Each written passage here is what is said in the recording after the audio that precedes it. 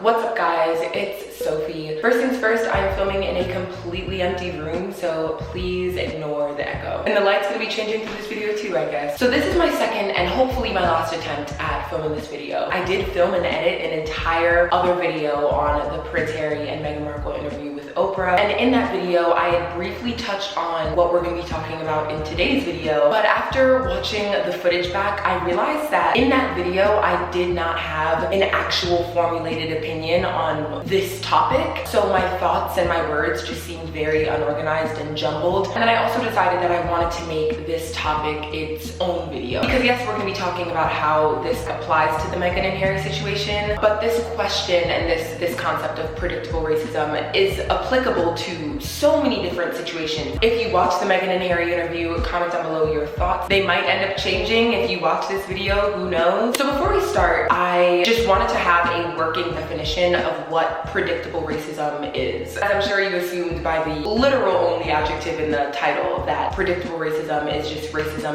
that is predictable or expected. Another way to look at it is just instances of racism that could have been predicted or expected before said racism even occurs. Basic hypothetical, if I as a black woman decide to pack my bags and move to Harrison, Arkansas, there is enough information at my disposal about Harrison, Arkansas to make a logical prediction that I will most likely experience racism in that environment. That is one example out of like millions. And so I wanted to incorporate this concept into the Meghan and Harry situation because I knew that I wanted to talk about it, but I wanted to go about doing it the right way. So I initially watched the interview on Sunday night when it aired. I think that was literally just a week ago today. And I immediately started typing my response to the interview. And this was just gonna be a general response, just like my comments, my thoughts, like as it was going on. Normally when I'm doing commentary videos like that, where I'm responding to something else, I try not to look at other comments or other responses from other people because I know how impressionable my subconscious can be sometimes. However, this time I'm really happy that I read the responses because after the interview aired, I was going through the Harry, Meghan, Oprah hashtag on Twitter and I came across this tweet. I don't know how to articulate this, but I think this is what makes everything so wild for me because she was ready to just slide right into their system and not actually challenge anything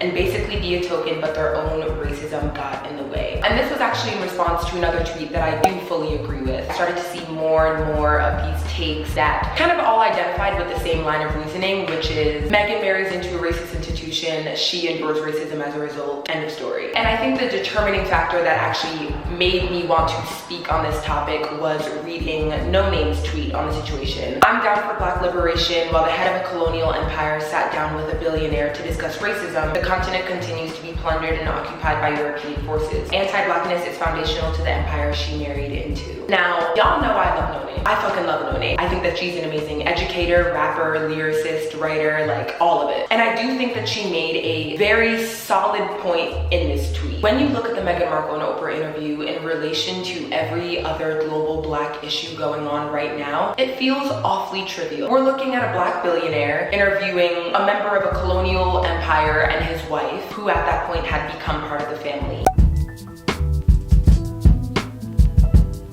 Putting it into perspective, it does feel awfully trivial. And I can completely see why to some black people it may feel even more trivial considering the fact that marrying into said racist empire was a choice. However, does that make the racism that Meghan experienced by the royal family any more justifiable or right? And we can also look at this from a totally different example on a completely smaller scale. Say I, as a black student, make the choice to apply and commit to a predominantly private white institution like Yale, for example. A school that I know for a fact has deeply rooted ties to the institution of American slavery and actively participated in discrimination against black students during and after the Jim Crow era. If I make the decision to apply, commit, and attend this university and then end up enduring racism from faculty and students, would that experience of racism be deserving of less sympathy than, say, a black student who chose to go to an HBCU ends up getting denied for an apartment because of their skin color? Maybe, but does that make the racism that I experienced any more justified?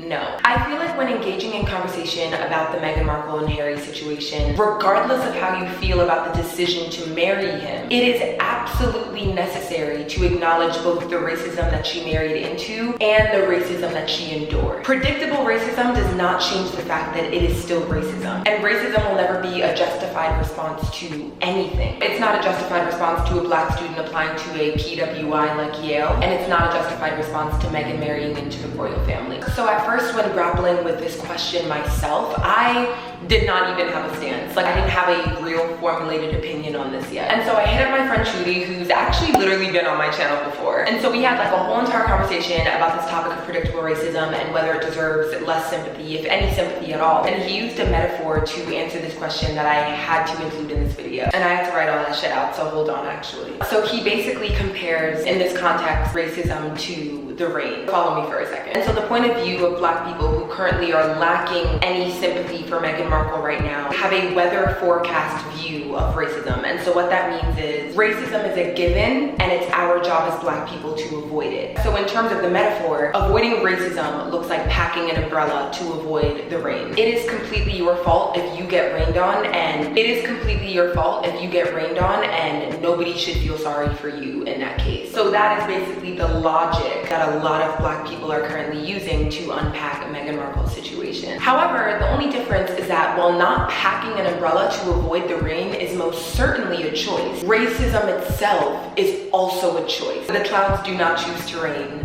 White people choose to be racist. To speak about it as if it's a given and to imply that if black people don't avidly avoid racism at all times, then they are to blame for their own experience of racism, I can confidently say that I do not identify with that line of thinking. Because while I can completely acknowledge the fact that Meghan's experience with racism could have technically been avoided, and her racist encounters to a certain extent, considering the family that she married into, were pretty fucking predictable, I'm also able to acknowledge and accept the fact that any racist counter that she did experience, though predictable, was also a choice on the part of the royal family, which does not make it any more justified than any other experience of racism ever. Because like I said, racism will never be a justified response to anything. When weighing on the Meghan and Harry situation, not acknowledging the fact that the racism that she experienced was not justified even in the slightest, but criticizing her for marrying into the royal family implies by default that it is, bro. And I would like to reiterate the fact that Meghan's experience with predictable racism was probably the largest scale that you can get, considering the fact that it's the British monarchy and it's hundreds of headlines and millions of people watching and weighing in. Not that many people are seeing other racist experiences just like this that happen all the time. But there are several examples of predictable racism that I could like name off in this video that black people put themselves into, whether unknowingly or knowingly. Me and Judy like went through so many other examples of predictable racism, and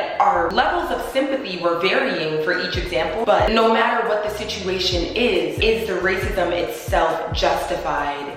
It never is. Does predictable racism deserve less sympathy? Honestly, it probably fucking does. I would be lying through my teeth if I said that I had the same level of sympathy for Meghan Markle as I do for, say, Elijah McClain. And I've noticed that there have been varying levels of sympathy surrounding Meghan Markle from the entire black community. Take someone like No Name, for example. Like, from her tweet, it's abundantly clear that she has little to no sympathy for Meghan Markle. And then take someone like Alex Beresford, who also weighed in on the Meghan Markle situation. And why the Meghan interview really resonates with me is because an ex-work colleague asked me if I was worried about the shade of cocoa that my son was going to come out. Right. I think that it's completely valid when given the context of who Meghan Markle married, and think that it's trivial and think that it doesn't really deserve much sympathy. But in the same breath, I think that it's completely callous and unfair to put her situation into perspective and use that as justification for the racism that she endured, or to imply that she deserves some form of blame because she didn't see the racism coming.